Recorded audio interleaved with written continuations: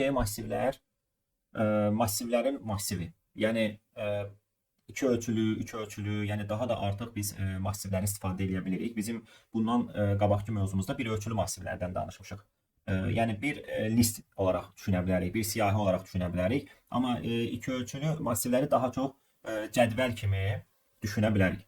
Yəni sətirlər var, sütunlar var və hər bir elementi göstərən 2 indeks olacaq burada.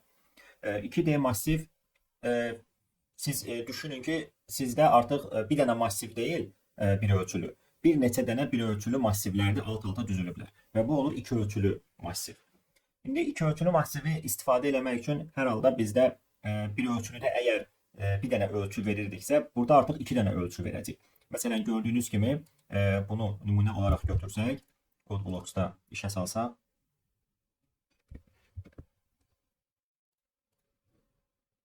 üç sətir və 4 sütundan ibarət.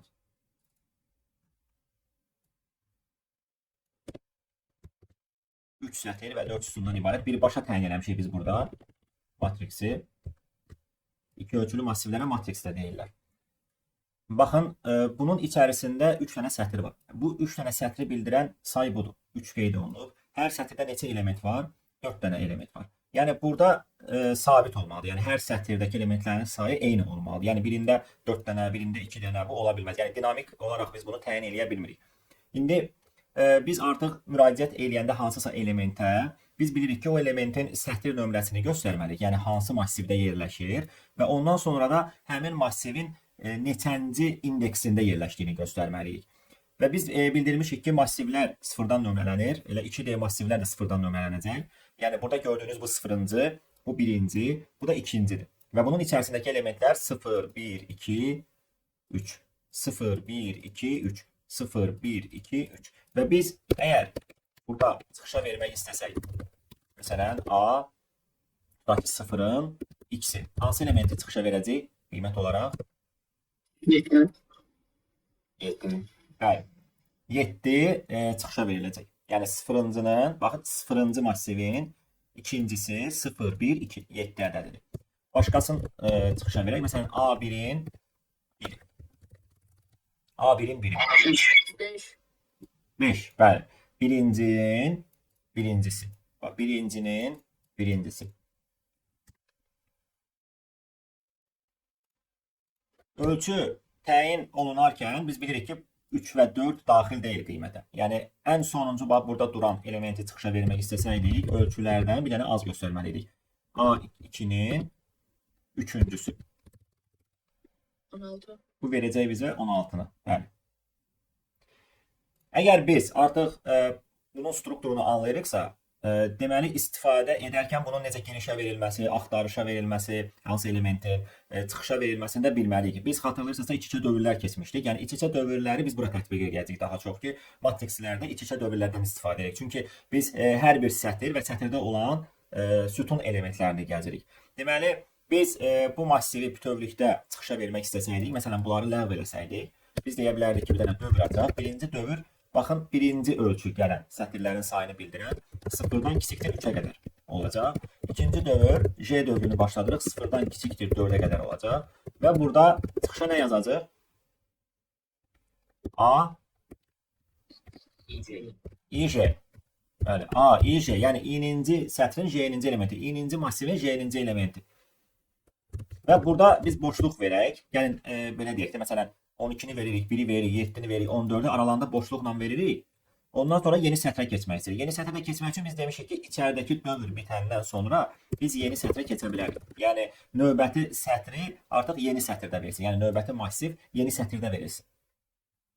Və proqramı run eləsək, biz həmin massivin eynisini, baxın, burada çıxışa vermiş olduq. Burada təyin olunan massivi çıxışa vermiş olduq. Bu necə işlədi?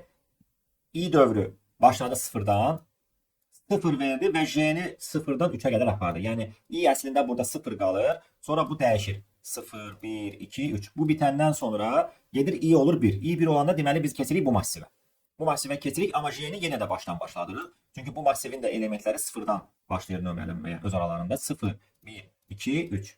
Bitdi, İ oldu 2. Yenidən yenə J'ni 0-dan başladır. 2'nin sıfırı, 2'nin 1'i, 2'nin x'i, 2'nin 3'ü. Bu şəkildə işləyir bu.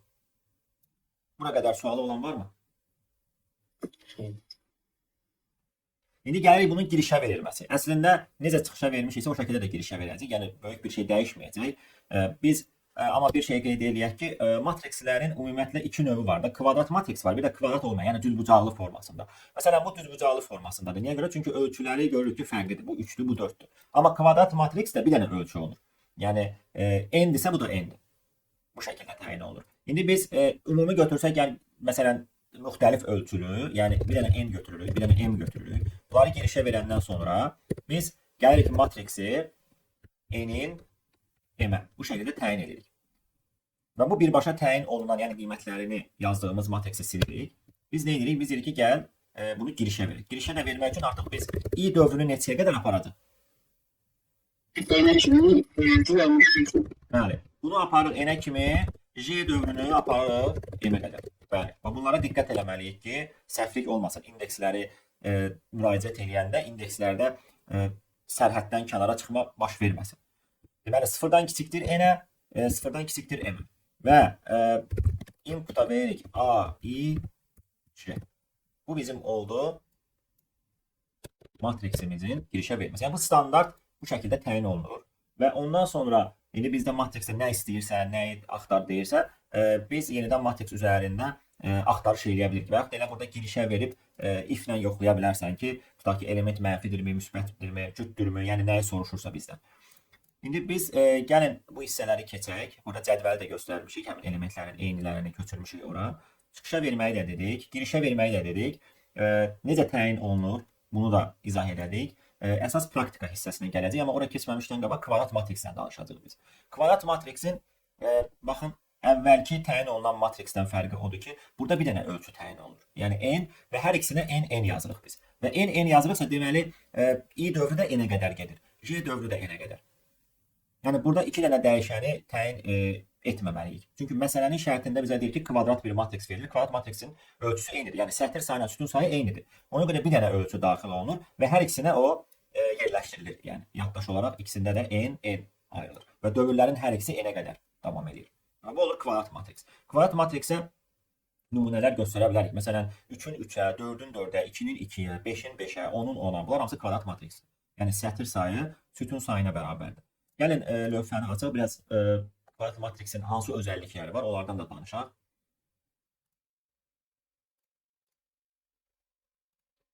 Daha əvvəl kvadrat çərçivə həll eləmişdik biz, xatırlayırsınızsa, kvadrat çərçivədə diagonal anlayışı var idi. İndi biz belə dedik, ümumiyyətlə tərif olaraq kvadrat matrikslər sətr sayı və sütun sayı bərabərdir. Yəni matriks n ölçülüdür. Bu şəkildə. Və bir dənə buradan göstərsək, məsələn, hər hansı bir dənə şəkil çəksək. Məsələn, nəyi çəkək? 4-ün 4-ə çəkə bilərik. Məsələn, 1, 2, 3, 4, aşağıya doğru da 2, 3, 4. Sonra bunları bölək.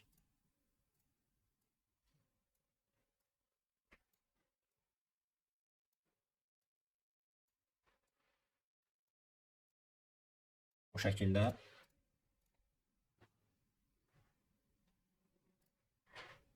İndi burada biz sətr nömrələrini və sütun nömrələrini gəlin qeyd edək. Məsələn, bu 0 olsun 0-cı, 1-ci, 2-ci, 3-cü. Biraz məsafə belə aralarında bunlara.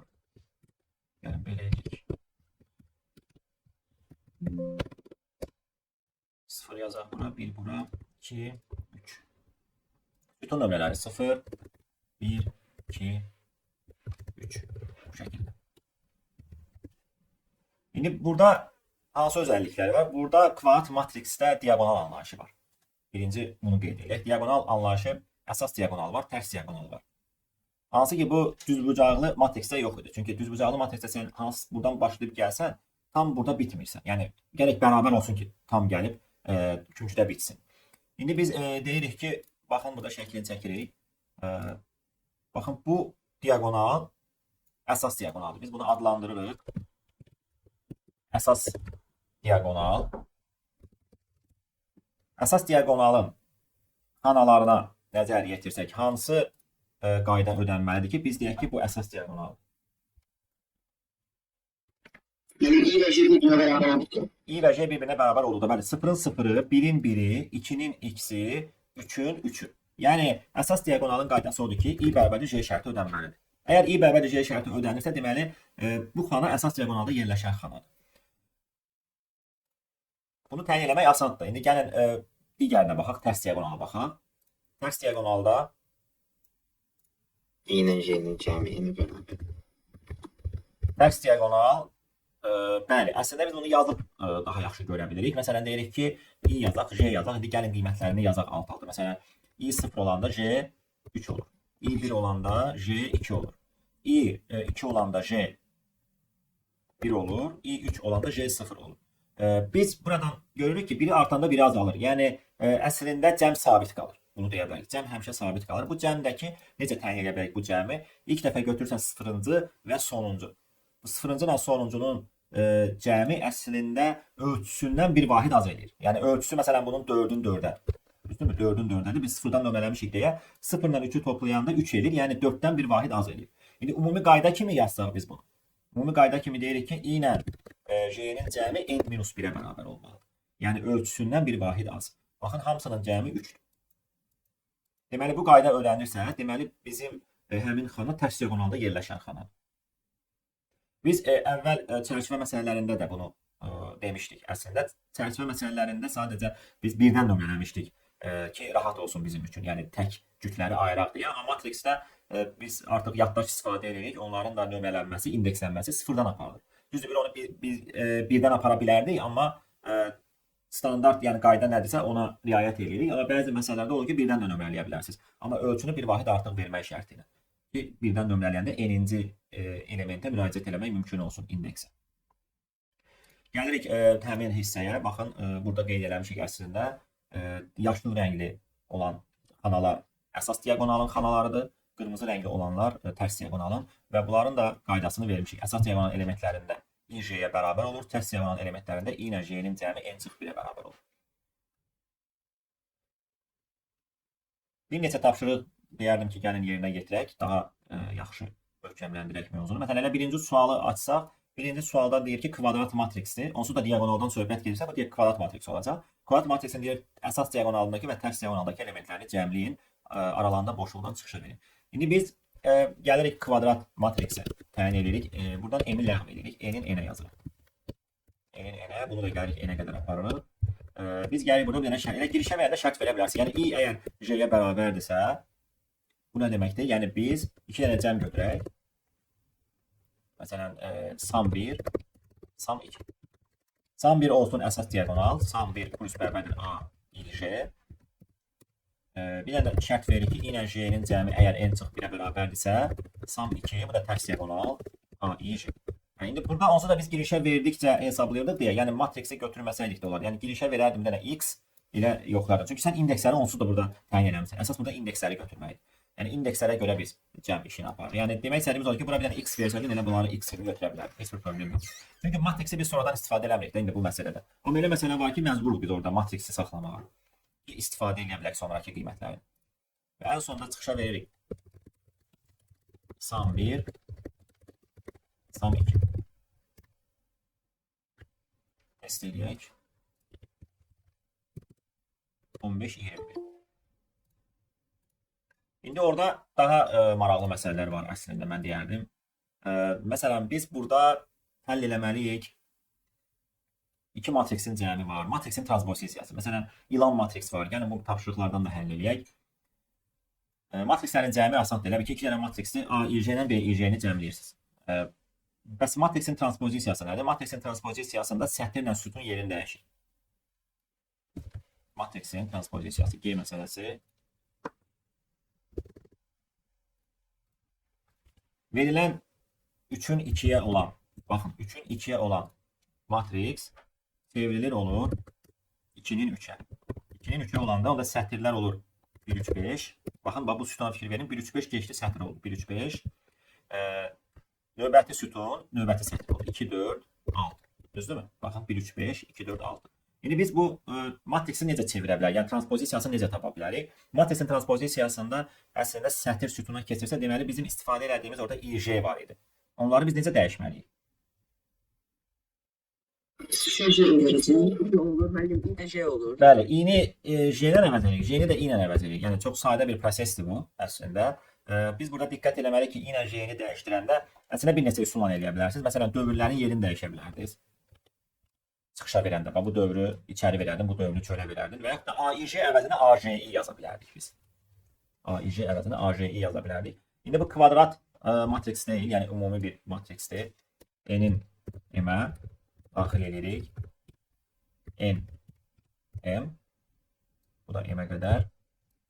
Onları silək. İndi transpozisiyasını çıxışa verək. Biz bunun eynisini götürək. Burada dəyişiklik nə olacaq? Əgər biz bura AIJ əvəzinə AJI yazırıqsa, baxın. J dövrü, yəni J burada M-ə qədər gedir və əslində bu sətirlərin sayını bildirirdisə, onda biz nə etməliyik? N-lə M-in də yerini dəyişməliyik. Çünki biz 3-2 matriksindən 2-3 matriksi əldə etdik. Deməli, belə çıxır ki, I ilə J-ni biz dəyişdiririksə, onların ölçüləri də bir-birini əvəz etməlidir.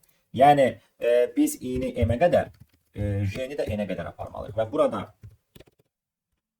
çıxışa versək AEJ-ni, boşluq, bir sətir bitəndən sonra endline verirsiniz ki, alt-alta verirsiniz. Məsələn, biz bunu yoxlasaq, indi burada ölçünü biz verdik ki, əslində məsələni anlaya bilək. Yəni, transpozisiyada sətir sütun dəyişirsə, deməli, sətir sayına sütun sayı da yerini dəyişəcək. Yəni, əvvəl 3-ün 2-yə edirsə, indi 2-nin 3-ə. İndi bu məsələdə bizdən demir ki, ölçüləri ver, sadəcə birbaşa matriksi ver deyir. 1, 3, 5, 2, 4, 6. Yəni, alternativ nədir bunda? Yəni bunu yadda saxlayaq, G məsələsi.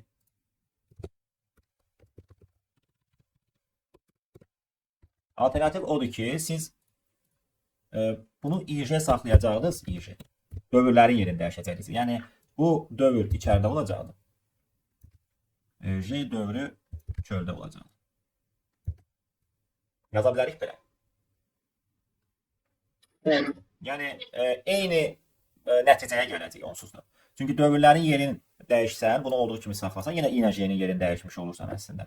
J hara qədər, m-ə qədər, i də n-ə qədər. Bir dənə bunu test edək.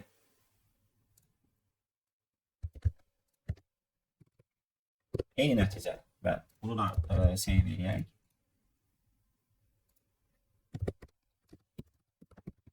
Həlli 2. Başqa burada bizim demək istədiyimiz ilan matriksi var. H məsələsi, yəni bunu da həll eləyək. İlan matriks kvadrat bir matriksdir və ədədlər 1-dən n-in kvadratına qədər yerləşdirilir. Amma ilan formasında, yəni buradan başlayır, sağa doğru, bura keçəndə sağdan sola doğru. Sonra bu şəkildə matriksi qururuq. Biz bu nümunəni götürsək, məsələn 3 verib 3-ün 3-ə. 3 verib 3-ün 3-ə, sonuncu 9-da bitib. Gəlin bunu analiz eləyək. Birincisi, burada ədədlər ardıcıl gedəcək. Yəni 1, 2, 3, bura keçəndə 4, 5, 6, 7, 8, 9. Yəni biz bir dənə əslində say dəyişəni götürə bilərik və o say dəyişənin hər dəfə bir-bir artıra bilərik. Məsələn, K götürürsünüz, K-nı bir-bir artırırsınız, hər dəfə matriksin IJ-sinə yazırsınız. Amma burada məsələ orasındadır ki, biz əvvəlcə ilk sətirdə soldan sağa doğru hərəkət edirik, amma növbəti sətirdə keçəndə sağdan sola doğru hərəkət edirik. O zaman biz deyə bilərikmi ki, məsələn, bizim normalda bunlar sətirlərimizin nömrəsidir. Yəni, biz buna desək ki, i-dir bunlar. Baxın, yazsaq bura birinci sətir, ikinci sətir, üçüncü sətir. Biz hansı sətirlərdə, ya da sıfırdan nömrələyik də matriksi, hansı sətirlərdə soldan sağa hərəkət edirik? 0-2.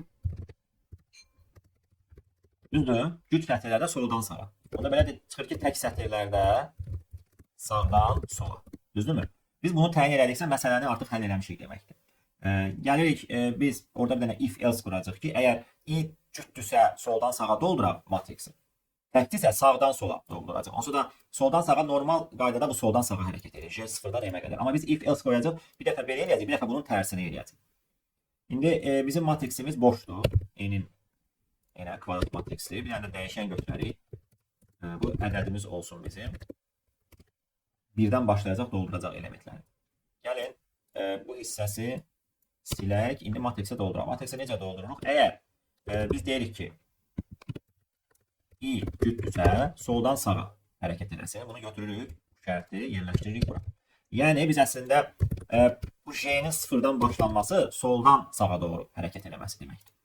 Soldan sağa doğru. Biz qiymətləri yazırıq ki, A, I, J bərabərdir. Hər dəfə növbəti ədədə yazmalıyıq. Plus K yaza bilərikmi buna?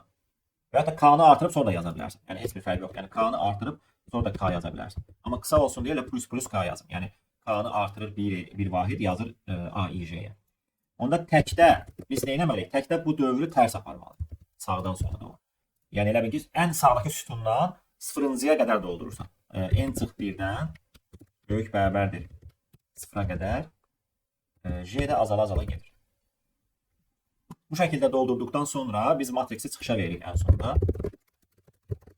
Burada normal qaydada matriksi çıxışa veririk ki, elementləri həmin o girişdəki kimi görünsün. Çıxışdakı nəticə kimi.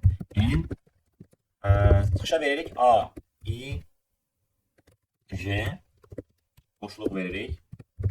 Inline. Məsələn, qaldı mı burada? Məncə qalmadı. 1, 2, 3. Baxın. 1, 2, 3. Sonra 4, 5, 6. Sonra 7, 8, 9. Yəni bu proses harada getdi? Baxın, burada gedir bu proses. Biz burada eləmişik bunu. I cüt olanda bunları doldurmuşuq biz. Soldan sağa. Bax, J sıfırdan başlayaq. Yəni ən soldakı element sıfırıncı başlayıb doldurmağa. Tək olanda isə biz istəyirdik ki, qaldığımız yerdən davam eləyək. Yəni ədəd 3-də qalıbsa bura 4, 5, 6 versin, amma tərsinə başlasın bunları yerləşdirməyə. Bu da hansı şərtə gəlir? Else şərtinə. Else şərtində deyir ki, i tək olarsa, onda dövrü nə edirik? Sağdan sola doğru hərəkət elətdiririk. Yəni azala elə bir 4, 5, 6 bu şəkildə doldurursun. Sağdan sola doğru. Bu da H məsələsi. Yəni əsas tapşırıqlardan da bunlar. Ona görə düşünürəm ki, yəni bunları anladınızsa, yəni digər tapşırıqları çox asanlıqla həll edəcəksiniz.